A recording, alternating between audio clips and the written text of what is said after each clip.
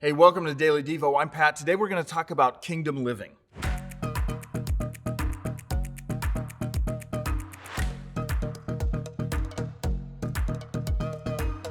History is full of documents that clearly established a new way, a new idea, a new vision for the future. Revolutions have been started over some of these documents. For example, the American revolutionaries had the Declaration of Independence. Karl Marx had the Communist Manifesto. Hitler and his fascists had his book, Mein Kampf. Some of these were good, and some of these led to the massacre of millions. But what they all have in common is they clearly laid out their ideas, and most importantly, their radically different agendas.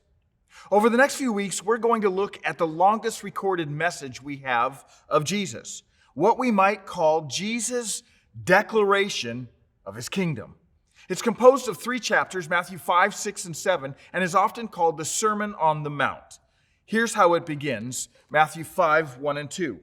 One day, as he saw the crowds gathering, Jesus went up on the mountainside and sat down. His disciples gathered around him, and he began to teach them.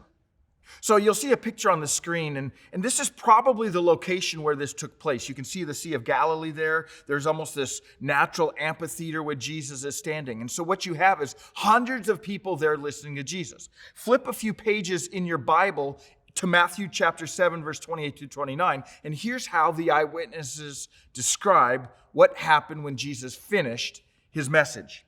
When Jesus had finished saying these things, the crowds were amazed at his teaching, for he taught with real authority, quite unlike their teachers of religious law. So what is it that Jesus taught that left hundreds of people in awe? What is it that Jesus taught that left the crowd thinking, this is different than anything we've heard? Oh, I pray we get this.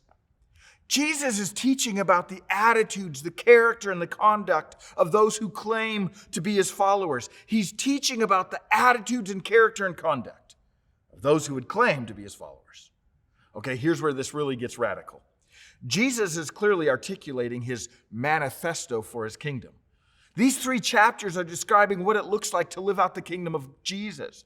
Now, I get for some of us this kingdom talk maybe sounds a bit weird because we often don't think of our Christian lives in terms of kingdom, but we should. Why do I say that?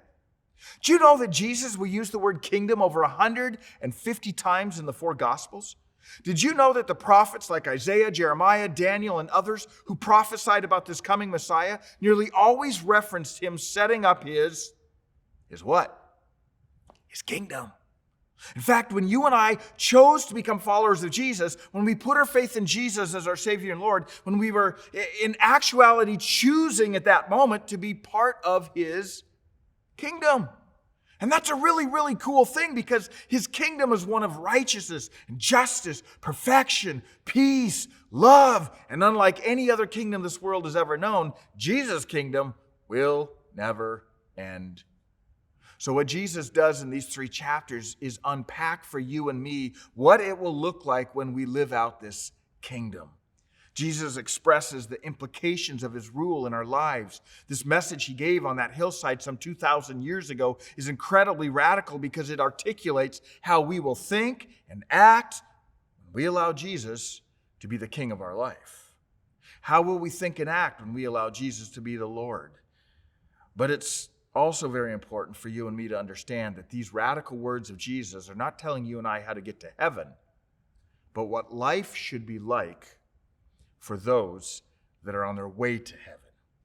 One great preacher described the Sermon on the Mount this way. He said, quote, "It is the part of Jesus' teaching that is best known, least understood, and least obeyed." That's probably true. So right now, would you commit to allowing God's Spirit to teach you with these words he spoke 2,000 years ago? Right now, would you commit to open your heart and mind over these next few weeks so that you can not only understand this radical manifesto of kingdom living, but most importantly, to live out this declaration of kingdom living? My friends, if we allow the power of God in us to live out these kingdom principles, we will revolutionize our families, our local churches, and our communities.